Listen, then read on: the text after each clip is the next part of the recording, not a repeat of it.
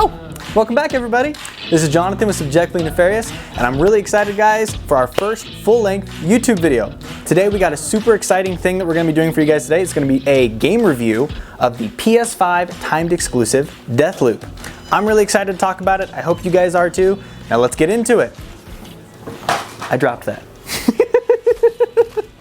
No, use that. That was beautiful. So Deathloop was actually brought to us from the creative team over at Bethesda Studios.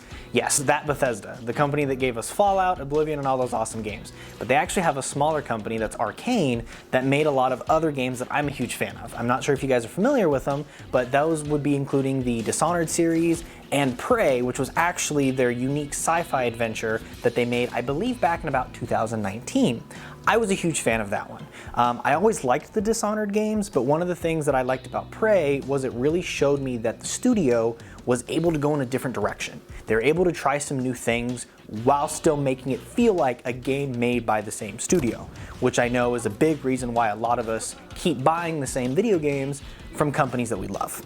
When Deathloop was announced, I will absolutely admit I didn't pay a lot of mind to it. At the time, I was spending a lot of time on my Xbox, and to be honest, I don't have a lot of games right now that I play on my PlayStation.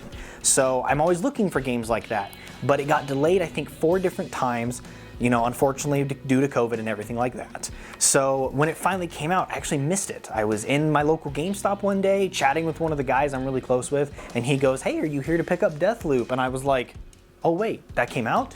I totally flew under my radar. I'm glad to say though, I'm really glad that I went into GameStop that day because again, the premise of Deathloop really interested me because it kind of looked like a spy movie, you know, James Bond and stuff like that. I didn't know what it was going to be like, but I knew that I liked almost every other game that Arkane had ever made, so I was really excited to give this one a try. Set in the 1960s, Deathloop actually takes place over a single revolving day on the aquatic island of Black Reef.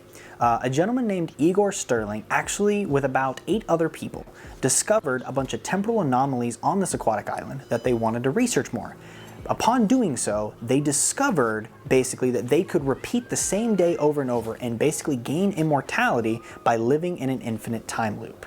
So basically, they get to enjoy a never-ending party because every night at midnight, the whole day resets itself and everybody actually forgets those memories of everything that happened the day before. So when I finally sat down and played the game, I actually didn't get to put a lot of time into it at first. With work and everything else, I'm sure you guys totally understand, I just didn't have the time to put into the game. One day, I finally was like, you know what, I really want to see what this game's all about, because I felt like I was missing something. So I sat and I really put the time into the game, and I gotta say, I was thoroughly impressed. One of the things about this game that truly stood out to me was its presentation. I can honestly say I've never played a game that felt exactly like this one did. It's very unique. The gameplay feels familiar, but it feels new at the same time. And the best way that I can describe that is for those of you that did play Dishonored and then played Prey later, you should know exactly what I'm talking about. It feels like they still kept the same Arkane company engine. It felt the same like playing Dishonored, but it didn't feel like the same game. It felt like something brand new and unique. What I then found in the following hours was a world that I was completely enamored with. You can ask anybody who knows me. I don't always fully get into all of the PlayStation games. I love a lot of them, but there's a few that sometimes I just don't get into. This one I refused to put down until I was finished with it. I wanted to see everything the game had to offer. I was just engrossed by the world. I loved the music, the characters, and everything about it. And again, I'm really excited to kind of go more into the gameplay, but more on that here in just a couple minutes.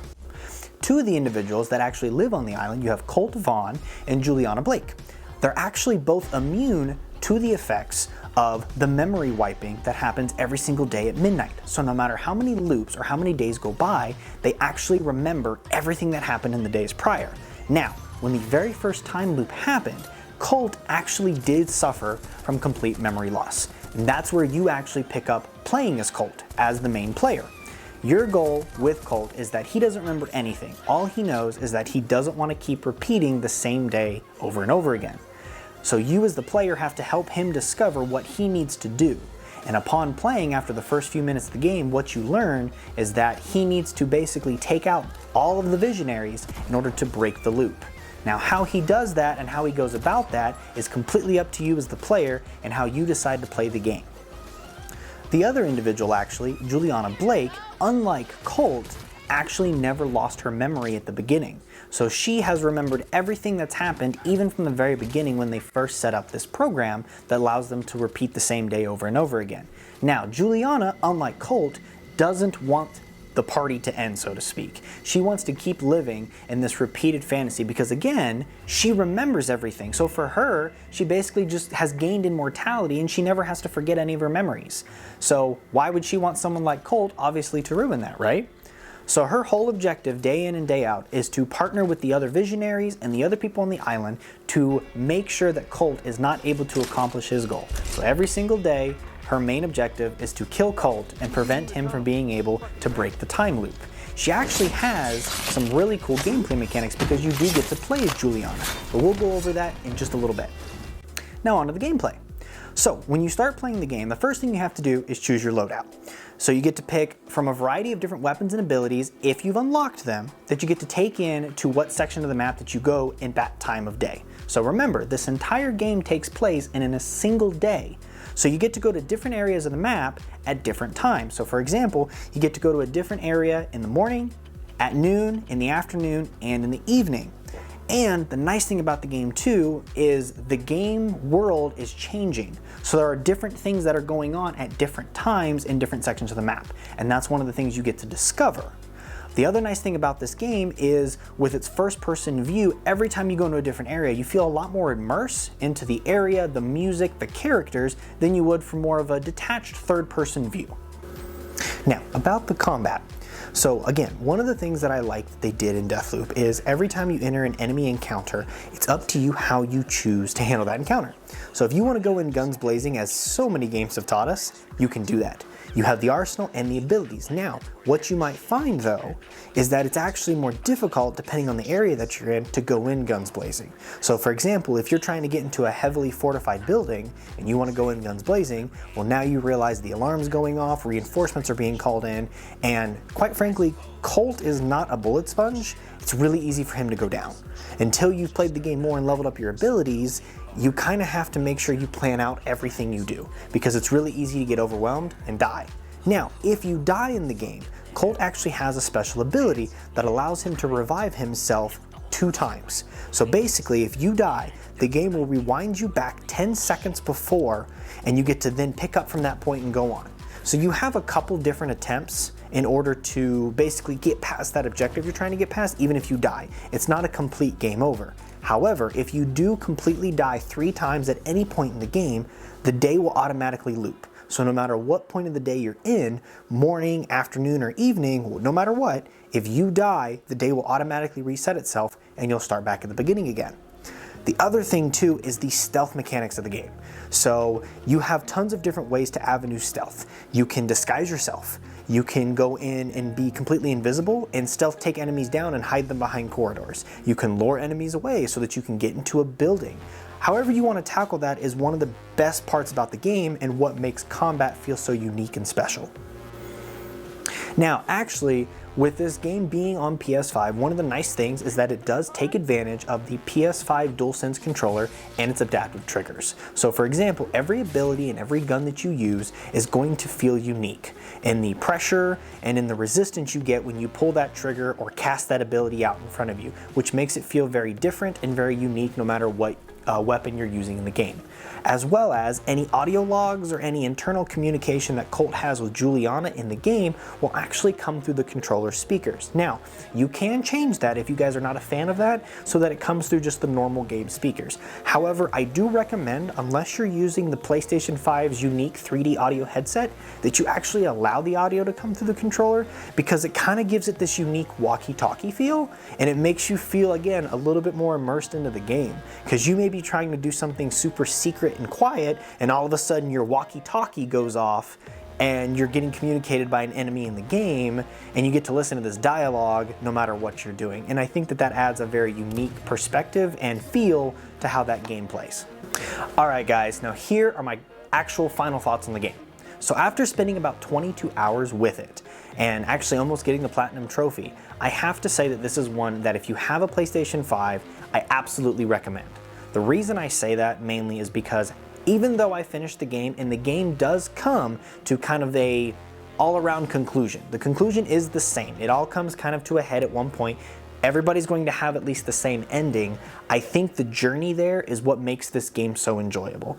Everybody's going to play this game completely differently, and everybody's going to go into it with different expectations. Some people are going to try to just rush through it, and if you're looking for a shorter linear playthrough, yes, this game will give you that. You can get through it very fast, absolutely. You could also look up tons of different guides that will give you all the answers to all the puzzles and everything else. But in my honest opinion, I would actually recommend that you not do that. Go in blind. Before you start using any hints or clues, really try to figure it out yourself. Because again, the journey to getting to that big end point, that conclusion, is really what made this game the most enjoyable for me. And even after finishing it and seeing what the game had to offer at the end for its final climactic moment, I immediately turned right around and started another playthrough because there were still things I missed on that final playthrough. And I highly recommend, if you guys really want to enjoy the full experience of what I think Deathloop has to offer, that you beat the game, you go about it at any speed that's comfortable to you, and I highly recommend you play it again, or at least try some different avenues, because I guarantee you there's at least a couple of secrets, unless you used a guide, that you probably missed on your first walkthrough. Alright guys, and with those final thoughts in mind, I want to give a few big points of credit that Deathloop did really well. Number one being how unique this game feels. I can honestly say, especially out of all the games I've played, I've never played something quite like Deathloop. Yes, I've played Dishonored and I've played Prey, but I can honestly say, even for die-hard Arkane Studio fans, everybody will be able to agree that Deathloop really stands out from its predecessors, and that's something that I really have to give it. Number two, quite frankly, is the level design. I really liked how they did the day looping cycle, and how you could really break up your day and plan with whatever time of day you chose to go out and do, because never did the same day feel the same. No matter what you did, no matter what enemy you went after, it always felt different, even though technically we're just starting the same day over and over again. Third of all is definitely got to be the combat. I like the combat, I like how it feels. I think for those of us who are used to playing single player games and playing the Arkane Studios type of combat, it's gonna feel familiar, but still unique, like I said earlier. There's a couple of things I think they could have done better. Like, I know that for a fact, a lot of people may be a little disappointed with the conclusion. I loved it, but I know that sometimes something that makes games like this really stand out is not only do they like randomness in their gameplay, but they like randomness in their endings. One of the things I think would have made this game really stand out even more is if it would have had a different ending option. There is only one ending to this game. Technically, there's a couple of very small variations, but the ending itself stays the same. I wish it would have had kind of a plethora of random, unique endings that you could have discovered on your own. I think really that's what it would have brought the whole experience together of the infinite, I don't know what's going to happen day in and day out kind of experience. So I think with that being said, guys, I would have to give this game a 4 out of 5 mustache rating.